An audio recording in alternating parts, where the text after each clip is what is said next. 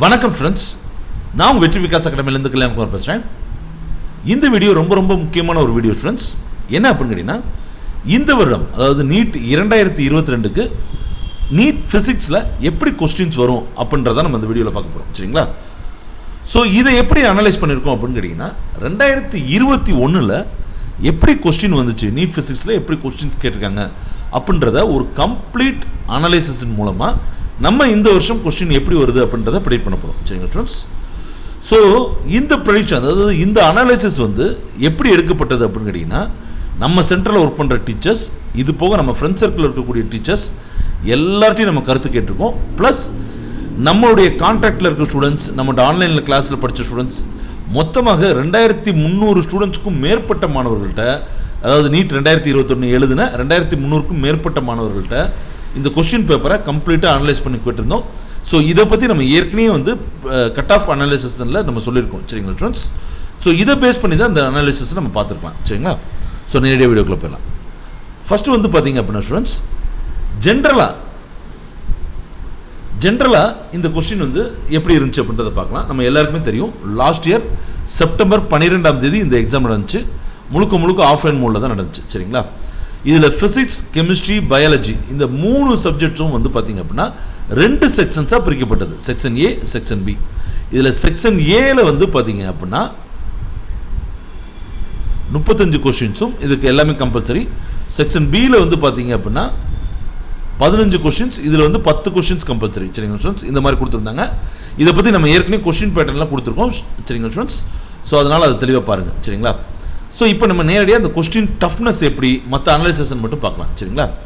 So இதை பொறுத்த வரைக்கும் நீட் 2021 பொறுத்த வரைக்கும் டிஃபிகல்ட்டி லெவல் எப்படி அப்படின்னு கேட்டிங்கன்னா, இது ஒரு மாடரேட்டான கொஸ்டின் தான். ஸோ முழுக்க எல்லாரும் சொல்கிற மாதிரி கண்டிப்பாக NEET 2021 out of and out டஃப்னு சொல்கிறாங்க இல்லையா, அதை நம்பாதீங்க ஸ்டூடெண்ட்ஸ். இது டிஃபிகல்ட்டி லெவலை பொறுத்த வரைக்கும் மாடரேட் தான். சரிங்களா? ஸோ இந்த 3 செக்ஷன், அதாவது நான் சப்ஜெக்ட் வைஸாக சொல்கிறேன், 3 விஷயங்களில் ஃபிசிக்ஸ் மிக டஃப்பாக இருந்ததாகவும், அதே சமயத்தில் பயாலஜி ரொம்பவே ஈஸியாக இருந்ததும் சொன்னாங்க. சரிங்களா? ஓவராலாக பார்த்தீங்கன்னா 2021 பொறுத்த வரைக்கும் மோர் டைம் கன்சியூமிங் தேன் யூஸ்வல். சரிங்களா? மற்ற இதை விட அதிக டைம் கன்சியூம் ஆகிறதுக்கு கன்சியூம் பண்ணிச்சு அப்படின்னு சொன்னாங்க.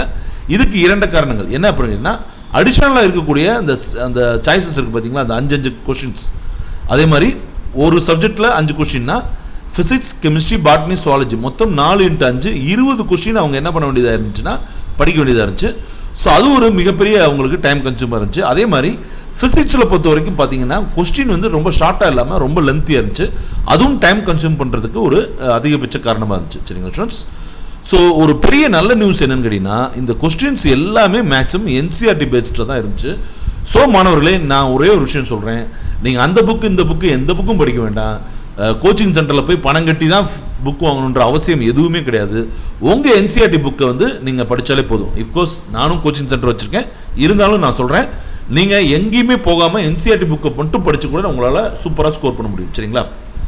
அடுத்து ஃபிசிக்ஸ் அனலைசிஸ்னு பார்க்கலாம். சரிங்களா? ஸோ நான் ஆல்ரெடி சொன்ன மாதிரி 2021 பொறுத்த வரைக்கும் மோஸ்ட் டிஃபிகல்ட் செக்ஷன் எது அப்படின்னு கேட்டிங்கன்னா ஃபிசிக்ஸ் தான். சரிங்களா? இதில் மொத்தம் 45 கொஸ்டின்ஸ் நம்ம எழுதணும் இல்லையா? இதில் அதிகபட்சமாக இந்த 45 கொஸ்டின்ஸில் அதிகபட்சமாக டாமினேட் பண்ண சாப்டர்ஸ் எதுன்னு பார்த்தீங்கன்னா எலக்ட்ரிசிட்டி, மாடர்ன் ஃபிசிக்ஸ், மெக்கானிக்ஸ். இந்த 3 விஷயம் என்னென்னா electricity, modern physics and mechanics. இந்த 3 பார்ட், அதுதான் 3 சாப்டர் தான் பார்த்தீங்க அப்படின்னா இந்த 45 கொஸ்டின்ஸில் அதிகபட்சமான ஒரு போர்ஷனை எடுத்துக்கிச்சு. சரிங்களா ஸ்டூடெண்ட்ஸ்? ஸோ மேத்தமெட்டிக்கலாக பார்க்கும்போது 65% கொஸ்டின்ஸ். ஸோ 45 100% மாற்றணும் அப்படின்னா அதில் 65% கொஸ்டின்ஸ் எதுலேருந்து கேட்டிருந்தாங்கன்னா எலக்ட்ரிசிட்டி, மாடர்ன் ஃபிசிக்ஸ், மெக்கானிக்ஸ். சரிங்களா ஸ்டூடெண்ட்ஸ்?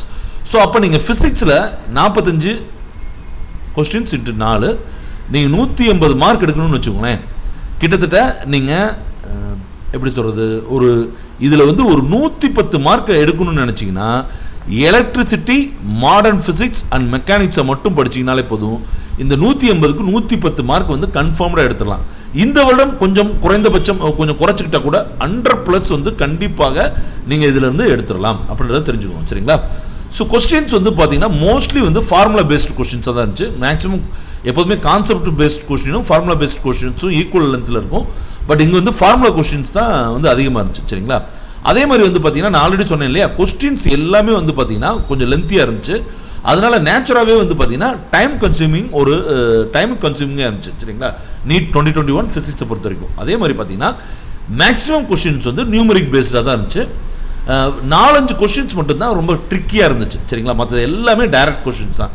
நல்லா பாருங்க ஸ்டூடெண்ட்ஸ், 45 கொஸ்டின்ஸில் 5 கொஸ்டின்ஸ் தான் கொஞ்சம் ட்ரிக்கியாக இருந்துச்சு, தவிர மிச்சம் 40 கொஸ்டின்ஸ் வந்து நேரடியாக ஒரு நியூமரல் பேஸ்டு கொஸ்டின்ஸாக தான் இருந்துச்சு. ஸோ எல்லாமே மறுபடியும் சொல்கிறேன் NCERT பேஸ்டு தான் இருந்துச்சு. சரிங்களா, ஸோ அடுத்து வந்து பார்த்தீங்கன்னா செக்ஷன் ஏ என்னென்ன மாதிரி இருந்துச்சு, செக்ஷன் பி என்ன மாதிரி இருந்துச்சுன்னு பார்க்கலாம். செக்ஷன் ஏவை பொறுத்த வரைக்கும் மெக்கானிக்ஸில் 8 கொஸ்டின்ஸ் கேட்டிருந்தாங்க.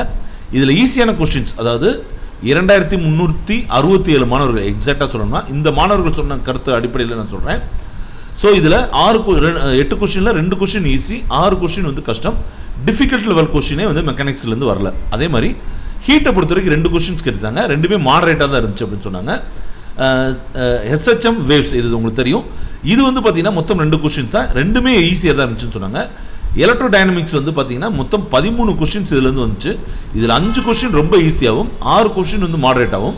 இந்த 2 கொஸ்டின் வந்து பார்த்தீங்க அப்படின்னா அந்த ட்ரிக்கின்னு சொன்னேன் பார்த்தீங்களா, அது வந்து இதுலேருந்து தான் வந்துச்சு. அதே ஆப்டிக்ஸை பொறுத்த வரைக்கும் 3 கொஸ்டின் கேட்டிருந்தாங்க. அதில் 1 கொஸ்டின் ஈஸி, 2 கொஸ்டின் மாடரேட்டாக தான் இருந்துச்சு. மாடர்ன் எலக்ட்ரானிக்ஸை பொறுத்த வரைக்கும் 7 கொஸ்டின்ஸ் கேட்டிருந்தாங்க. ஈஸியாக 2 கொஸ்டினும், மீடியமாக 4 கொஸ்டினும், 1 கொஸ்டின் ரொம்ப டஃப்பாக இருந்துச்சு. சரிங்களா, ஓவராலாக பார்க்கும்போது செக்ஷன் ஏவை பொறுத்த வரைக்கும் 35ல் 12 கொஸ்டின் சிடி, அப்போ 48 மார்க் கன்ஃபார்ம்டு. 20 கொஸ்டினில் உங்களுக்கு பாதி கொஸ்டின் தெரிஞ்சால் கூட 40 மார்க், மொத்தம் 88 மார்க். ரைட் ஸ்டூடெண்ட்ஸ், ஸோ நீங்கள் எதுக்கு பயப்படுறீங்க, ரொம்ப பயப்படாங்க ஸ்டூடெண்ட்ஸ். சரிங்களா, ஸோ இதில் வந்து 3 கொஸ்டின்ஸ் வந்து டஃப்பாக இருந்துச்சு. சரிங்களா, அப்போ நான் இங்கே பாருங்களேன், ஈஸியான கொஸ்டின் எல்லாத்தையும் அட்டன் பண்ணுறீங்க. 20 கொஸ்டினில் பாதி கொஸ்டின் அட்டன் பண்ணால் கூட நீங்கள் 180க்கு 88 எடுத்துடலாம். சரிங்களா, ஸோ ஃபிசிக்ஸை கண்டு பயப்படுற காலம்லாம் முடிஞ்சு போச்சு. ஃபிசிக்ஸ்லேயே நம்ம ஸ்கோர் பண்ண போகிறது உறுதி. ரைட்டா, அடுத்து செக்ஷன் பியை பார்க்கலாம் ஸ்டூடெண்ட்ஸ்.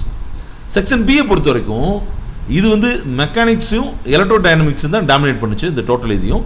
மெக்கானிக்ஸை பொறுத்த வரைக்கும் 6 கொஸ்டின் கேட்டாங்க, 1 கொஸ்டின் வந்து ஈஸி, 3 கொஸ்டின் வந்து ரொம்ப மாடரேட். இந்த 2 கொஸ்டின் இது வந்து இந்த ட்ரிக்கின்னு சொன்னேன் பார்த்தீங்களா, அதில் இது ஒரு கொஸ்டினும் இதில் 2 கொஸ்டின்ஸும் ட்ரிக்கியாக இருந்துச்சு. சரிங்களா ஸ்டூடெண்ட்ஸ், ஹீட்டை பொறுத்த வரைக்கும் கொஸ்டினே கேட்கல. SHM அந்த வேவ்ஸை பொறுத்த வரைக்கும், அதாவது இந்த 2 விஷயங்கள் இருந்து கேட்கல. எலக்ட்ரோ டைனமிக்ஸை பொறுத்த வரைக்கும் 7 கொஸ்டின்ஸ் கேட்டிருந்தாங்க. அதில் 2 ஈஸி, 3 மாடரேட், 2 ட்ரிக்கியாக இருந்துச்சு. ஆப்டிக்ஸை பொறுத்த வரைக்கும் ஒரே ஒரு கொஸ்டின் தான், அது டஃப்பாக தான் இருந்துச்சு. மாடர்ன் அண்ட் எலக்ட்ரானிக்ஸை பொறுத்த வரைக்கும் ஒரே ஒரு கொஸ்டின் கேட்டிருந்தாங்க ஸ்டூடெண்ட்ஸ், அந்த ஒரு கொஸ்டினும் டஃப்பாக தான் இருந்துச்சு. சரிங்களா, ஸோ அப்படி பார்க்கும்போது ஈஸியாக 3 கொஸ்டினும், மீடியமாக 6 கொஸ்டினும். இதில் பாருங்களேன் 3 × 4, இதில் பாதி கொஸ்டின் வச்சுக்கோங்க 3 × 4. ரைட்டா, மொத்தம் 12 என்னாச்சு, 12 24 மார்க் ஆச்சு ஸ்டூடெண்ட்ஸ். ஏற்கனவே அங்கிட்டு ஒரு 88 மார்க் போட்டுருக்குமா, இதை சேர்த்து பாருங்கள் எவ்வளோ வருதுன்னு. 110+ ஈஸியாக எடுக்க முடியும். புரியுதா ஸ்டூடெண்ட்ஸ்? ஸோ இதிலிருந்து நான் என்ன சொல்ல வரேன்னா, இது மட்டும் இல்லை ஸ்டூடெண்ட்ஸ், 2021 மட்டும் இல்லை, 2020, 2019 எல்லா இதையும் வச்சு சொல்கிறேன். சரிங்களா, நீங்கள் ஓரளவுக்கு மார்க் ஸ்கோர் பண்ணணும், ஒரு 100+ எடுத்தால் போதும் அப்படின்னு நினச்சிங்க அப்படின்னா, இல்லை சார் எனக்கு அவ்வளோதான் முடியும் அப்படின்னு நினச்சிங்கன்னா, எலக்ட்ரிசிட்டி, மாடர்ன் ஃபிசிக்ஸ், மெக்கானிக்ஸ் இந்த 3 சாப்டர் நீங்கள் படிச்சிங்கன்னா குறைஞ்சபட்சம் 90லேருந்து 110 மார்க் வரைக்கும் எடுக்கிறது ரொம்பவே சுலபமான விஷயம். சரிங்களா, ஸோ ஃபைனலாக இன்ஃபோகிராஃபிக் பார்த்துடலாம். என்ன அப்படின்னா, இந்த 11லேருந்து எவ்வளோ கேட்டிருக்காங்க, 12லேருந்து எவ்வளோ கேட்டிருக்காங்கன்னு பார்க்கலாம். 2021 நீட் ஃபிசிக்ஸ் பிரகாரம் 11லேருந்து 34% கொஸ்டினும், 12லேருந்து 66% ஆஃப் கொஸ்டின்ஸும் கேட்டிருக்காங்க ஸ்டூடெண்ட்ஸ். ஸோ வந்து அதிக வெயிட்டேஜ் வந்து 12th போர்ஷன்ஸ் தான் கொடுத்துருக்காங்க. சரிங்களா, அதுக்காக இந்த வருடமும் நீங்கள் 12th தான் படிக்கணும் அவசியம் இல்லை. ஃபஸ்ட்டு 12th முக்கியத்துவம் கொடுத்து படிங்க, அதுக்கப்புறம் 11th படிங்க அப்படின்னு வேணால் சொல்லலாம். சரிங்க ஸ்டூடெண்ட்ஸ், ஓகே ஸ்டூடெண்ட்ஸ், நான் ஓரளவுக்கு நான் சொல்ல வந்தது சொல்லிட்டேன்னு நினைக்கிறேன். இந்த வீடியோ உங்களுக்கு யூஸ்ஃபுல்லாக இருந்துச்சுன்னா லைக் பட்டனை கிளிக் பண்ணுங்கள் ஸ்டூடெண்ட்ஸ். உங்கள் ஃப்ரெண்ட்ஸ் அண்ட் ரிலேட்டிவ்ஸ் ஷேர் பண்ணுங்கள். நம்ம சேனல் இது வரைக்கும் சப்ஸ்கிரைப் பண்ணுன்னா மறக்காமல் சப்ஸ்கிரைப் பண்ணிக்கோங்க. அடுத்த வீடியோ வச்சுக்கணும் சந்திப்போம். நன்றி, வணக்கம், பாய்.